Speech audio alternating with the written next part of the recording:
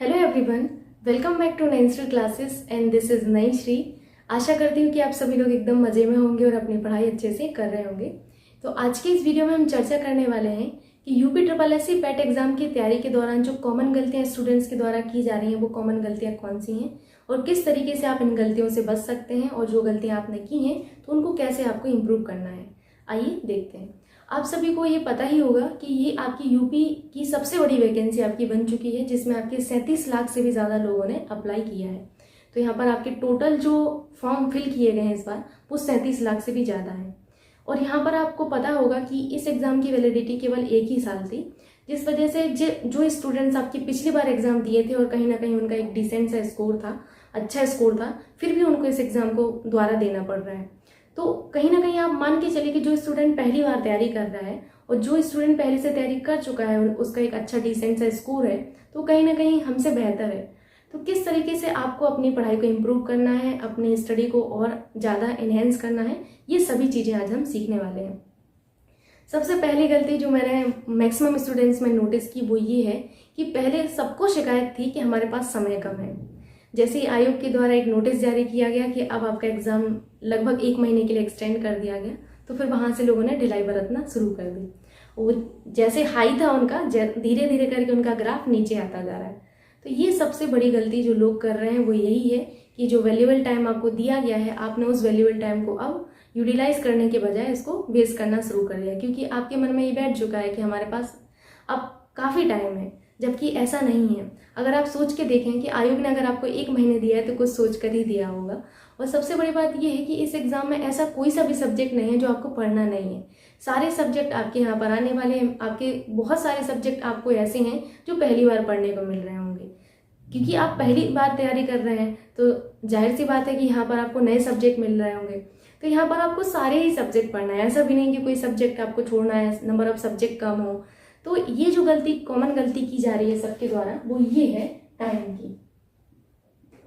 पहली कौन सी गलती की जा रही है? टाइम। अब उनके पास टाइम है लेकिन अब वो खुद को टाइम नहीं दे रहे हैं, अब अपनी स्टडी को टाइम नहीं दे रहे हैं। पहले ये था कि उनके पास टाइम कम होते हुए भी स्टडी को टाइम दे रहे थे, क्योंकि उनके मन में कहीं ना कहीं एंग्जाइटी थी कि अच्छा स्कोर करना है, डिसेंट सा स्कोर लाना है।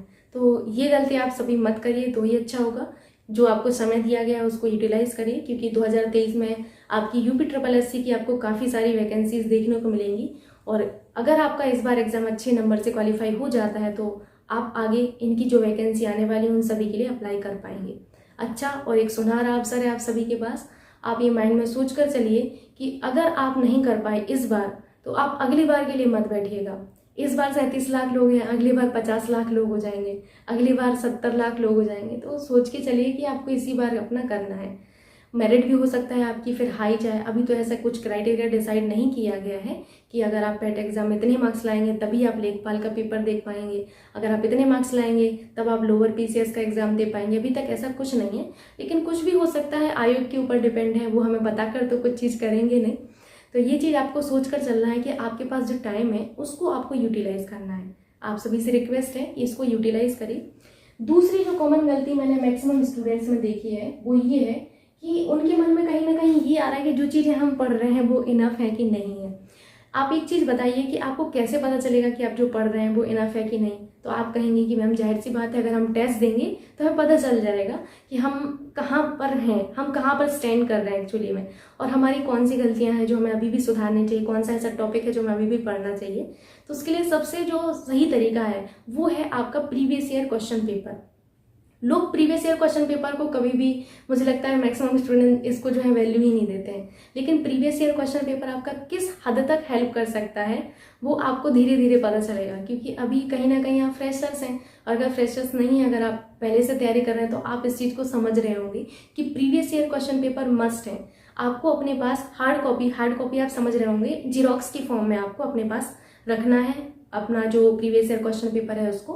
अगर आपके पास अभी प्रीवियस ईयर क्वेश्चन पेपर नहीं है तो आप इनकी वेबसाइट से डाउनलोड कर सकते हैं। अदरवाइज मैंने टेलीग्राम चैनल पर प्रीवियस ईयर क्वेश्चन पेपर आपको दिया है, दोनों ही शिफ्ट का दिया है।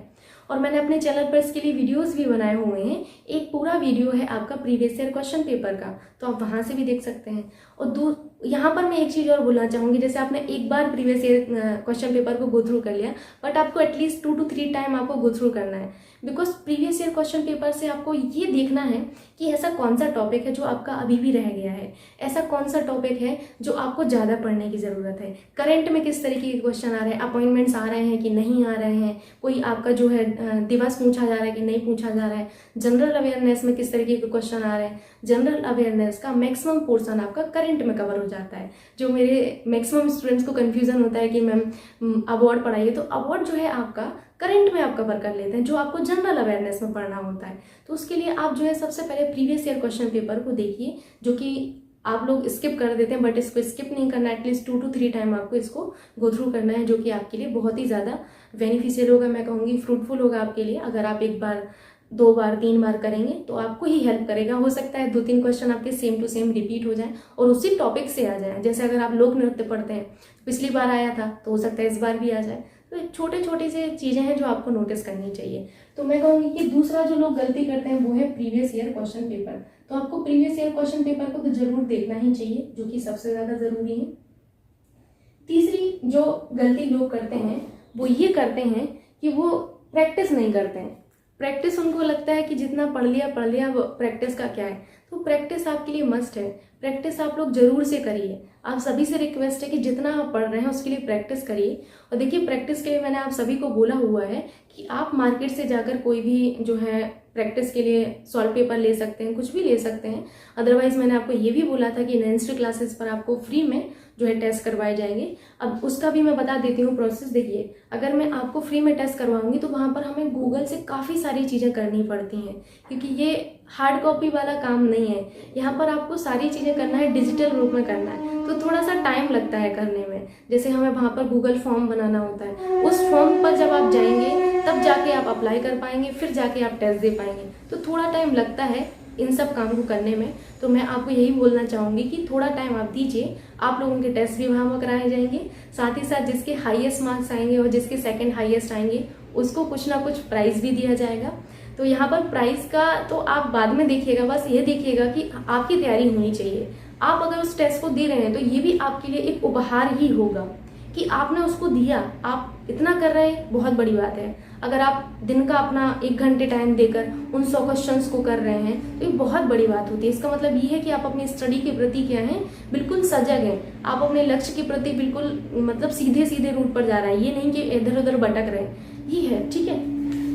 तो मैंने आपको दूसरा क्या बोला, तीसरा क्या बोला, प्रैक्टिस बोला कि प्रैक्टिस आपको जरूर से करनी है, ठीक। चौथी जो गलती लोगों के द्वारा की जा रही है वो है कि मैथमेटिक्स को स्किप करना। मैथमेटिक्स उनको लगता है कि नहीं कर पाएंगे, या फिर कुछ ऐसी प्रॉब्लम हो जाती है कि उनको लगता है कि मैथ्स हमसे सॉल्व ही नहीं होगा, तो वो सोच लेते हैं कि मैथ्स को अगर हम छोड़ भी देंगे तो भी कोई प्रॉब्लम नहीं होगी, एग्जाम तब भी हमारा क्वालिफाई हो जाएगा। लेकिन आप ये समझ के चलिए कि मैथमेटिक्स आपका एक बहुत ही ज़्यादा स्कोरिंग सब्जेक्ट है, और अगर आप मैथमेटिक्स को छोड़ देते हैं तो 100 नंबर का आपका पेट का एग्जाम होता है। कितने मार्क्स का होता है? 100 मार्क्स का आपका पेट का एग्जाम होता है। मैथमेटिक्स में आपका ग्राफ एवं तालिका से रिलेटेड प्रश्न 20 नंबर के आते हैं, 5 नंबर की आपकी अंकगणित आती है, तो बनकर हो गए आपके 25 नंबर। 100 में से आपका 25 नंबर का क्या आता है, मैथमेटिक्स आती है, यानी कि 25% जो भाग है आपका वो सिर्फ किसका है, मैथमेटिक्स का है। तो आप 25% अंक पहले से गवा चुके हैं। 100 में से आपका 25% अंक जो है पहले से आप गवा चुके हैं, क्योंकि आपने मैथ्स को स्किप कर दिया। कहीं ना कहीं आपके अंदर जो कॉन्फिडेंस था मैथ्स को लेकर वो आपने नहीं दिखाया यहाँ पर, जिस वजह से आपने सोच लिया कि मैथ्स को छोड़ ही देते हैं। तो ये सबसे बड़ी गलती होगी आपकी। और मैथमेटिक्स सीखना कितना आसान है वो अब आप समझ ही चुके होंगे। जो ऑलरेडी मेरे चैनल पर लोग हैं उनको अब समझ में आ चुका है कि मैथमेटिक्स भी आसान है बाकी सारे सब्जेक्ट की तरह।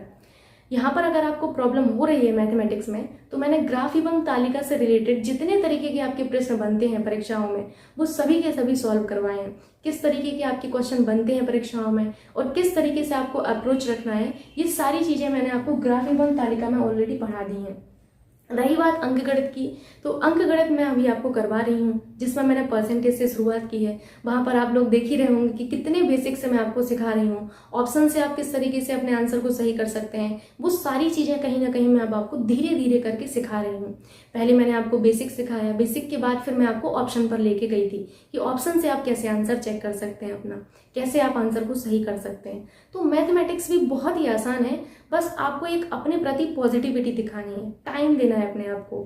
तो मैथमेटिक्स को सीखना बहुत आसान है, मैं अंत में यही कहूँगी। बस थोड़ा सा आप लोग जो हैं टाइम दीजिए अपने आप को, और जो वीडियोज़ हैं उनको देखिए तो आपको भी समझ में आएगा। एक बार मेरे कहने से आप करके देखिए, आप एक बार वो वीडियोज़ करके देखिए या देखिए तो आपको वहाँ पर समझ लगेगा कि मैथ्स वाकई में कितना आसान है।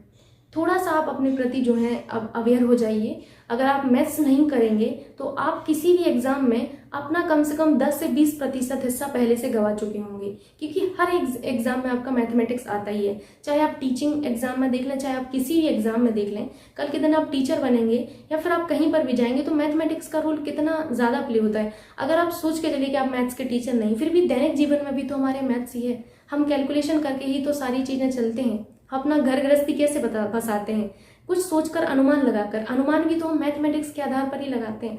तो मैथमेटिक्स कितना आसान है वो अब आप सीख ही रहे होंगे, और एक बार मेरे कहने पर आप उन वीडियोस को देखिए तो आपको काफ़ी ज़्यादा हेल्प मिलेगी। तो एक ये जो गलती मैथ्स को स्किप करने की लोग कर रहे थे, वो अब शायद मेरे जो स्टूडेंट्स हैं वो उनको समझ में आ चुका है कि ये गलती अब नहीं करेंगे वो। पांचवी जो गलती वो ये है कि वो है रिवीजन। कौन सा है? रिवीजन। लोगों को लगता है कि रिवीजन जो है आपका कर लेंगे, बाद में कर लेंगे, ऐसे करके वो छोड़ते जाते हैं। लेकिन अब आपने जितना भी पढ़ा है उसको आप हर डे रिवाइज करिए। जैसे आज आपने जो भी पढ़ा है तो आप कल अपना नया कुछ पढ़ने से पहले उसको रिवीजन करिए। आधा ही करिए या फिर आप जितना कर पा रहे हो उतना रिवीजन करिए, नया पढ़िए। उसके बाद अगले दिन फिर आधा छूट गया था वो पढ़िए, और अगले दिन जो आपने पढ़ा था वो पढ़िए। इस तरीके से आपको रिवीजन जरूर से करना है, रिवीजन को स्किप नहीं करना है। रिवीजन ह्यूमन बीइंग के लिए कितना ज़्यादा आवश्यक है आप सभी को पता है। तो रिवीजन करिए, और शॉर्ट नोट्स भी आप बनाइए। शॉर्ट नोट्स मैं बता देती हूँ किस तरीके से आपको बनाने होते हैं। जैसे मैं आपको अभी एक एक टॉपिक करवा रही हूँ, चाहे आप हिस्ट्री में उठा के देख लीजिए, चाहे आप किसी भी सब्जेक्ट में उठाकर देख लीजिए, जहाँ पर आपके कुछ की पॉइंट्स होते हैं। तो उन की पॉइंट्स को आपको रिवीजन के टाइम अपने एक कॉपी बना लीजिए, सेपरेट कॉपी, या फिर आप A4 साइज का पेज ले सकते हैं। तो आप उस सेपरेट कॉपी में अपना की पॉइंट्स को नोट करिए, उन की पॉइंट्स को बार बार रिवीजन करिए। ये हैं आपके शॉर्ट नोट्स। तो इन गलतियों को आपको नहीं दोहराना है। मैं आपको यही कहूँगी कि आपको अपने टाइम को मैनेज करना है, PYQs को भी देखना है, प्रैक्टिस करनी है, मैथ्स को स्किप नहीं करना है, रिवीजन करना है, और शॉर्ट नोट्स आपको बनाने हैं। अगर आप इतना कर लेंगे तो आपका 80+ मार्क्स निश्चित है। तो आप बस लग जाइए। अब आपके पास जितना समय दिया गया है उसको आप यूटिलाइज करिए। अगर आप एक बार मेहनत कर लेंगे तो बार बार के झंझट से आप फ्री हो जाएंगे। बार बार का झंझट ये है कि अगर आपका एक बार वैकेंसी आई तो फिर आपको प्रॉब्लम नहीं होगी। आप वहाँ पर फिर जो है अपने आप को डिमोटिवेट सा फील नहीं करेंगे कि इतनी वैकेंसी इनके द्वारा रिलीज़ की गई और मैं अप्लाई नहीं कर पा रहा हूँ। तो कहीं ना कहीं अब आपको सोचना चाहिए, क्योंकि इस एग्ज़ाम के बेसिस पर आपको काफ़ी सारी जगह अप्लाई करने को मिलेगा। तो आपके लिए अच्छा ही मौका है, और आप इस चीज़ को समझें। मैं आशा आपसे यही करती हूँ। सो आज की इन्फॉर्मेशन और जो भी कहें आप, इसको यहीं तक का वीडियो था। और अगर आपको वीडियो अच्छा लगा है, हेल्पफुल रहा है, सो प्लीज़ वीडियो को लाइक कर दीजिएगा एंड शेयर कर दीजिएगा अपने दोस्तों के साथ। Thank you so much.